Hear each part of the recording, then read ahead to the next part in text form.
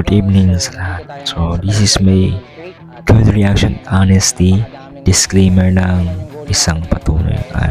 Totoo lang yung reaction ko as good reaction at honesty as reactions. Dito makikita dito sa part na to na aminado na tayo dun sa part na yun. Isa sa problema natin yung basura, no? Hindi lang ang basura, but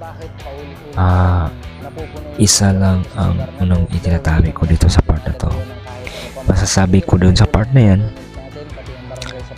alam natin na napakalaking problema natin yung basura, which is totally true. But may isip natin na mayroong mga taong naging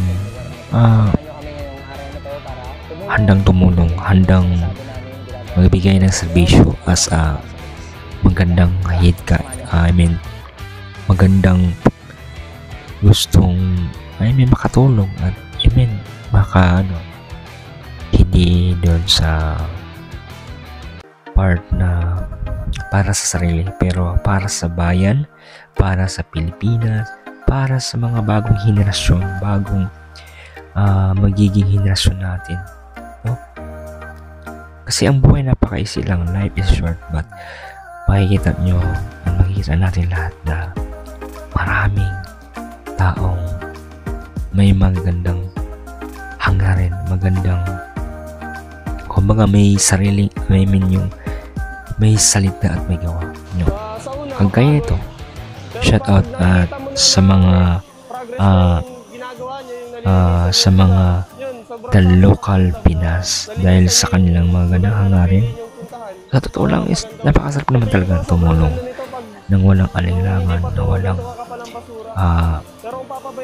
anumang meron na rin para sumikat, para within minutes na makatulong, no, dito sa ating bayan, ating lugar, ating Pilipinas. Bagkus napakalaki, isa din to sa problema natin, yung basura. So shout out sa mga the local Pinas team, no? So makikita nyo yung part na yan, talagang sa pag-abuso sa kalikasan. kung titingnan mga sa video, kailan ba tayo mamumula, madali nilang nagagawa, pero kailangan ng solusyonan. sabi natin sa totoo is yung part na sa realidad pangyari kapag wala na tayong yung magagawa, true video sa actual masilan at maraming handang tumulong, mga yung part na yun, maraming oras na baga sa habang oras, no? Tara, ulitin mo yan, yan, masilan or salamat. talagang kailangan ng maraming oras, no?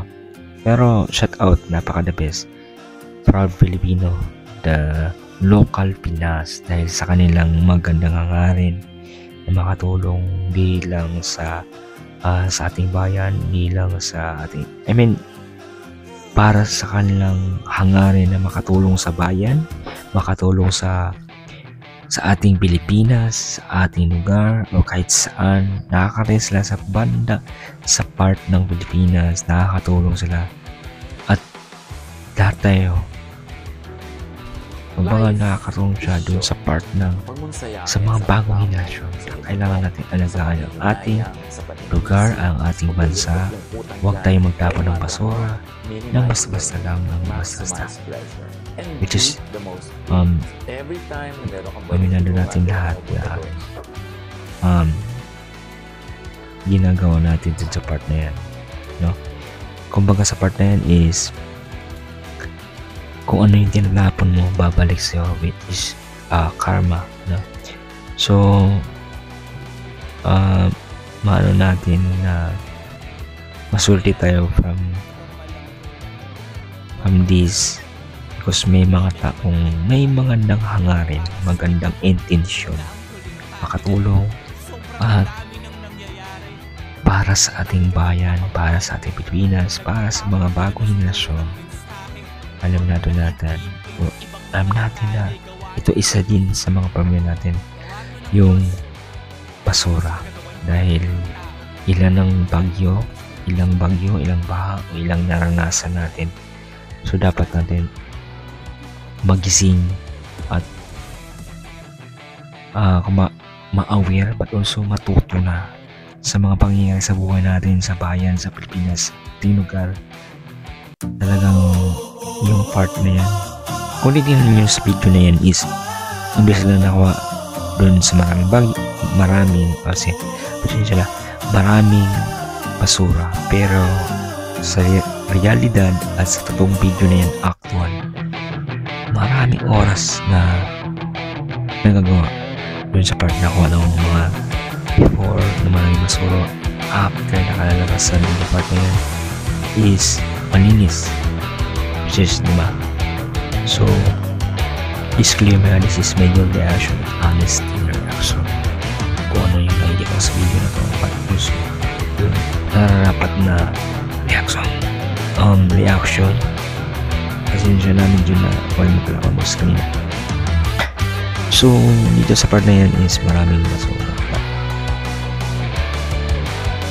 Kung dito yung basura marami, and ng oras ng oras after, yun ang resulta, maganda yung resulta kung tayo ay nagtutulungan, nagkakaisa, bayanihan, but all Philippines, we have to have each other. Lahat tayo magtutulungan, mapapadali, mapabilis, at nakakatulong pa sa ating bayan, sa mga bagong henerasyon, at sa na matutunan natin yung ganun. So continue tayo dun sa part na yan. Nakakalungkot bilang isang Pilipino, isang tao na pinagdidirian natin actual, no? Ito na pinanaano natin yung iniiwasan natin yung basura, pero the part of way na tayo yung magawa dun sa part na yan. Walang exempted, but we know na sa sarili natin tayo ang gumagawa dun sa part na yan, but bumabalik natin yung mga ginagawa natin sa pagtatapon ng basura. We are not including kung sino-sino, sinisisi natin kung sino-sino, but isang malaking bagay na tayo lahat ay kaya natin magtulong-tulungan, magkaisa, bayanihan, at maging sa ating sarili. Doon sa part na yan, talagang yun realidad na bumabalik lang din sa atin yung mga ginagawa natin, especially sa pagtatamo ng basura. Mga doon sa part na yan, swerte tayo din, mayroong mga tao may malasakit para sa lahat, sa bansang Pilipinas, sa bayan natin, at sa mga bago pang henerasyon din sa part na yan.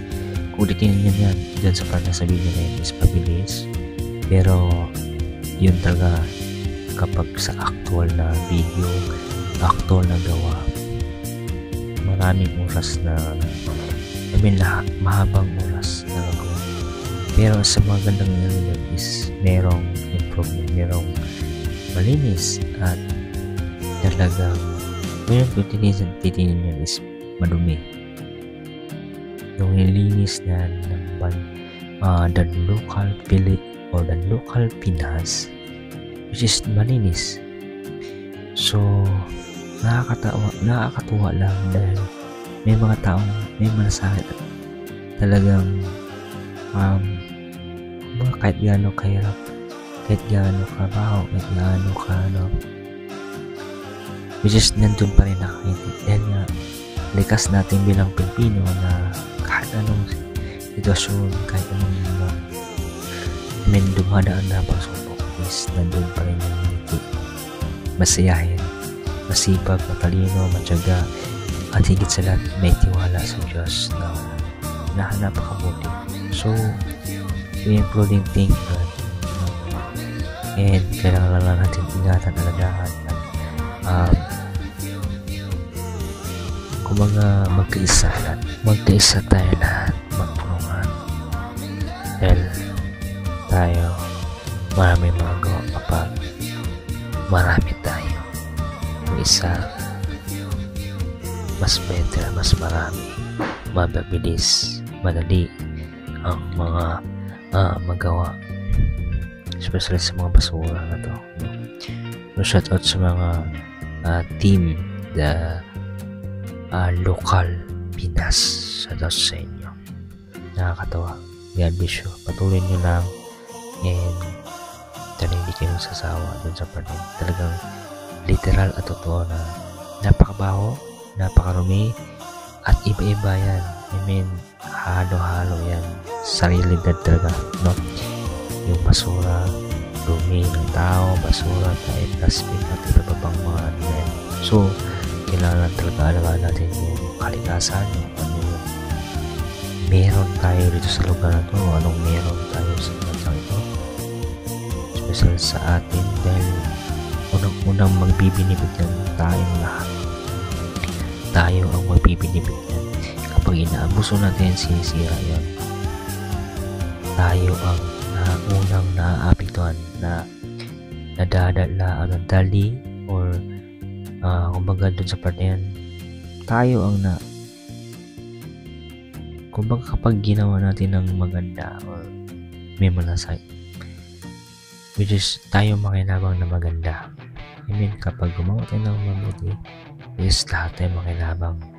Pag gumawa tayo ng masama, especially ito, pagtapon ng basura o ano pa, tayo pa rin, babalik pa rin natin yung basura na yan sa atin.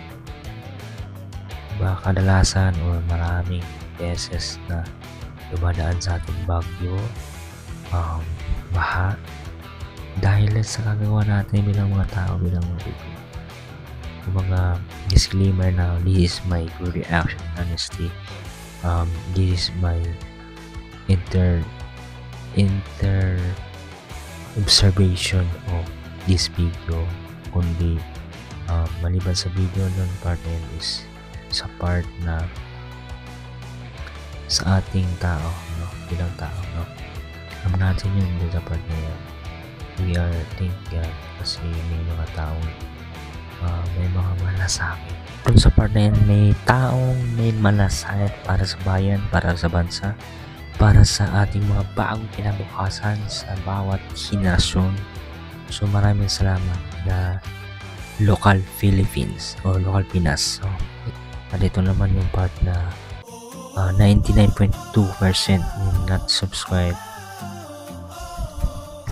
Nakasubscribe 0.8%. So please subscribe and click watch my long and malaking tulong sa akin or mayas. Maraming salamat sa mga nag-subscribe mula sa simula hanggang sa uli at hanggang ngayon, at sa mga bagong subscribers, maraming po salamat. Isang malaking appreciation sa akin at na-appreciate niyo yung ginagawa ko and mula sa simula hanggang sa uli, no? So sabay-sabay tayong mga magtagumpay, at hindi pa kayo nakasubscribe, click the bell button para na lagi kayong update sa mga vlog, mga paluma, pabago, and kayo isa din kayong dahilan kung bakit mas nagpapatuloy at mas kailangan ko pang mas galingan dahil nandyan kayo at nanonood at nakapres sa aking mga vlog. So maraming salamat sa lahat, mga kagulin at sa mga kagolden at sa mga nakakatulong mula sa nakasalama ko sa aking mga vlog. Maraming salamat all teams, and di ko na masasabi at mababagin lahat, pero sobrang salamat, and also kay God. Maraming po salamat, Lord God, na lagi mo akong binibigyan ng lakas, ng wisdom, karunungan at ng presence mo, Lord God. And I'm just always be trusting you and your processing with your plan and missions, and thank you, Lord, and salamat sa lahat. God bless you, and ito lang, that's a good thing na sobrang salamat po sa lahat ng maraming God bless you, at sabay-sabay po tayong mga magtagumpay na kasama si Lord, at huwag natin kalimutan si Lord, at huwag natin kalimutan na ibigyan ng oras sa Kanya everyday, no? Hindi lang sa Sunday at kailangan po simba, but also every day lahat tayo magbigay tayo ng oras kay Lord, hindi lang sa Sunday but 7 days, no? So God bless you sa lahat. Bye-bye. God bless you sa lahat. Maraming salamat.